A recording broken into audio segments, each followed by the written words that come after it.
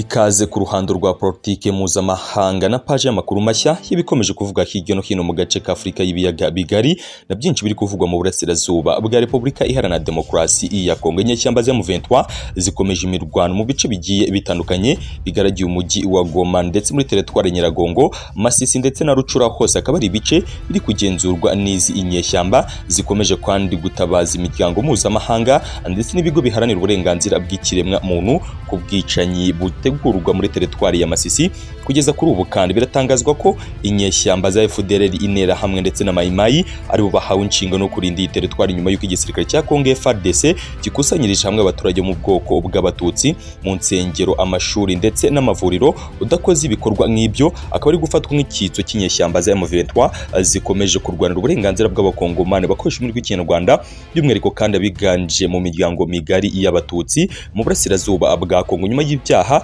bakomeje kugenda abashinzwa ko bakorerwa na leta ya Kongo ndetse n'indi mitwe yitwaje intwaro, aho inyeshyamba za M23 zivuga ko aricyo cyatumye begura intwaro. Ndetse umwanzuro nk'uyu wafashwe nyuma y'ibinyacumi by'imyaka hatangazwa ndetse havuga ihohoterwa rikorerwa abakongomani bakoresha ururimi rw'Ikinyarwanda mu burasirazuba bwa Repubulika Iharanira Demokarasi ya Kongo. Kugeza kuri ubu kandi inyeshyamba za M23 zikomeje gutwerererwa igihugu cy'u Rwanda ko cyaba gifite aho gihuriye n'ibikorwa byo gufasha inyeshyamba za M23 ndetse no kohereza abasirikare ba RDF ku butaka bwa Repubulika Demokarasi ya Kongo. Ibihakanwa ndetse bigaterwa utwatsi n'umuvugizi wa guverinoma y'igisirikare cy'u Rwanda Ronald Rwivanga, ugaragaza ko ari propaganda zikomeje gutegurirwa no gucurirwa mu burasirazuba bwa Kongo n'abakomeje gutsindwa urugamba bahanganyemo inyeshyamba za M23. Kuri ubu kandi uretse bitangazwa na Ronald Rwivanga usanzwe uvugira igisirikare cy'u Rwanda RDF, hari n'uvugira guverinoma y'u Rwanda Madamu Yolande Makoro, wagaragaje ko ibikorwa nk'ibi bikomeje gucurirwa mu burasirazuba bwa Kongo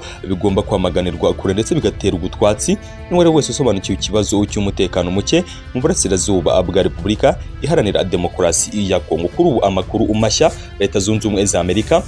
zashimangiye ko u Rwanda ruha ubufasha umutwe witwaje intwaro wa M23 ndetse kandi uyu mutwe M23 ukomeje guhangana n'ingabo za Repubulika Demokarasi ya Kongo FARDC mu bice byose mu burasirazuba bwa Kongo. Byagaragajwe n'ibiro by'umunyamabanga wa Amerika wungirije ushinzwe Afurika Moripi mu butumwa ashyize ku rukuta rwe rwa Twitter, gushimangira by'umwihariko ko leta ya Angola ubu gikomeje gutanga umusanzu mu kugira ngo RDC ndetse n'igihugu cy'u Rwanda byongere bihuzwe ndetse kujya burasirazuba bwa Repubulika Demokarasi ya Kongo bwongere bubonekemo umutekano uhagije. N'amakuru kandi yamaganiwe kure umuvugizi wa guverinoma y'u Rwanda Madamu Yolande Makoro, ugaragaza ko raporo nk'izi zikomeje gutegwa inama ziba zigamije kuzana ndetse no kugarura amahoro mu bice bigiye bitandukanye, aho raporo nk'iyi heruka ari yashyizwe hanze n'ibiro ntaramakuru by'Abongereza Reuters tariki 4 z'ukwezi kwa munani, yagaragaza ko ifite raporo ifatika igaragaza ko hagati y'inyeshyamba za M23 ndetse na guverinoma y'igihugu cy'u Rwanda haba hari bumwe mu bufasha bohereza ndetse bafasha zino nyeshyamba za M23 mu bice ndetse n'ingeri zigiye zitandukanye. Moripi, umunyamabanga wa Leta Zunze Ubumwe za Amerika wungirije ushinzwe Afurika, yatangaje ko bari gushima uruhare rwa Angola hamwe n'abayobozi b'akarere k'ibiyaga bigari mu guharanira ko urugo ndetse urugomo n'ububabare bivugwa mu burasirazuba bwa Kongo byagira iherezo. Gusa kuri ubu kandi igiteye inkeke n'uburyo iri shami rya Amerika rishinzwe Afurika rikomeje gushimangira ko igihugu cy'u Rwanda cyaba gifite aho gihurira n'ibibazo bikomeje kumvikana mu burasirazuba bwa Kongo. Gusa raporo nk'izi zikomeje gutegurwa ndetse Perezida Felix Antoine Tshisekedi Tshilombo nawe utabura kuzamura imvugo nk'izi politike zishimangira ariko ndetse zigaragaza ko guverinoma y'igihugu cy'u Rwanda ifite aho ihuriye n'ibibazo bikomeje kubera mu burasirazuba bwa Kongo. Byagiye bigaragazwa ko ari imvugo ndetse na propaganda zikomeje gutegurwa n'abayobozi ba Kongo mu kwereka imiryango mpuzamahanga ko banenganyijwe mu gihe umutwe w'inyeshyamba za M23 wananiye Burundi igisirikare cya Repubulika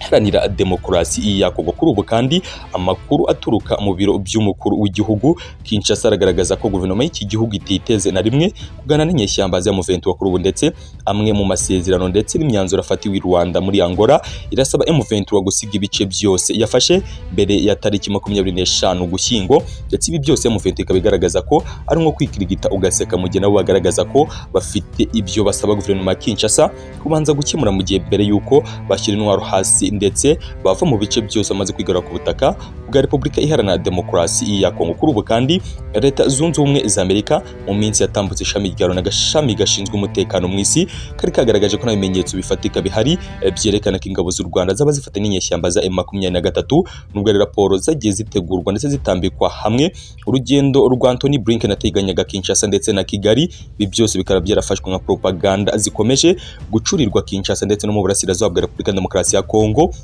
ku bashinzwe operasiyo yo kugarura amahoro ndetse no guhashya no kurwanya imitwe yitwaje intwari ikomeje gukorera mu bice bigiye bitandukanye ku butaka bw'uburasirazuba bwa Repubulika Iharanira Demokarasi ya Kongo. Kugeza kuri ubu kandi guverinoma ya Kongo ikomeje gushimangira ko idateze kuganira n'inyeshyamba za M23, iragaragaza ko mu gihe M23 yahagarika kugaba ibitero ndetse mu gihe izi nyeshyamba zikomeje umuvuduko wo gufata ibice bigiye bitandukanye nta cyabuza amahoro kugaruka ku butaka bw'uburasirazuba bwa Repubulika Iharanira Demokarasi ya Kongo. Itangazo kandi isohotse mu gihe Angola habereye ibiganiro by'abakuru b'ibihugu byo mu karere k'ibiyaga bigari ku kibazo cya M23, u Rwanda ndetse na Repubulika Iharanira Demokarasi ya Kongo. Gusa leta y'u Rwanda isanzwe itera utwatsi ikirego cy'uko yabifashe M23, igasobanura ko idashobora kwivanga mu bibazo bibera mu burasirazuba bwa Kongo kuko nta nyungu yaba ibifitemo, ahubwo ishinze ingabo za Kongo kurasa ibisasu ku butaka bw'u Rwanda ndetse no kurana n'umutwe w'inyeshyamba za FDLR ugizwe na bamwe mu basize bahekuye u Rwanda muri jenoside yakorewe abatutsi mu mwaka wa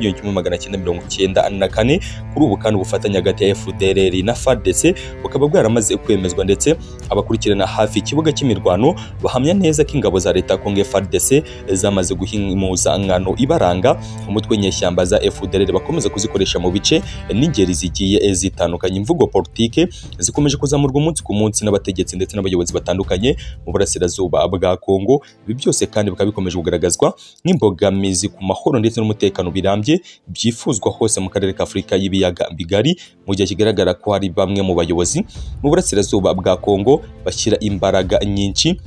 mu kugaragaza ndetse no kwizeza abaturage iby'umutekano urambye, mu gihe nyamara inyeshyamba za M23 ku ruhande rwazo rigaragaza ko zifuza ubutabera buganje hagati y'abakongomani bakoresha ururimi rw'ikinyarwanda ndetse n'indi miryango migari y'abakongomani biyita bakavukire mu burasirazuba bwa Kongo. Kuri ubu kandi ibikorwa by'ihohoterwa bikomeje kwamaganirwa kure mu ngeri zigiye zitandukanye ndetse n'ibice bigiye bitandukanye, aho basaba guverinoma ya Kinshasa gushyira hasi ndetse ikemera kugira ibiganiro n'umutwe w'inyeshyamba za M23, icyo bahakanye ndetse bagaragaza ko bidashoboka mu gihe inyeshyamba za M23 zaba zitari ku ibice byose bigaragiye umujyi wa Goma. Ndetse kuri ubu kandi mu gihe inyeshyamba za M23 nazo zigaragaza ko guverinoma ya Kongo ikomeje gushishikazwa ndetse hangayikishijwe n'ibibazo byo kushoza intambara ku birindiro ndetse no kugaba ibitero bikomeye cyane kuri inyeshyamba za M23, abo bashishikajwe n'ikibazo cy'abakongomani bakoresha ururimi rw'ikinyarwanda bakomeje guhungira ndetse no kugenda ababa ibicibwa mu bice bigiye bitandukanye. M23 kandi iragaragaza ko itazigera yihanganira ibikorwa nk'ibi by'ubunyamaswa,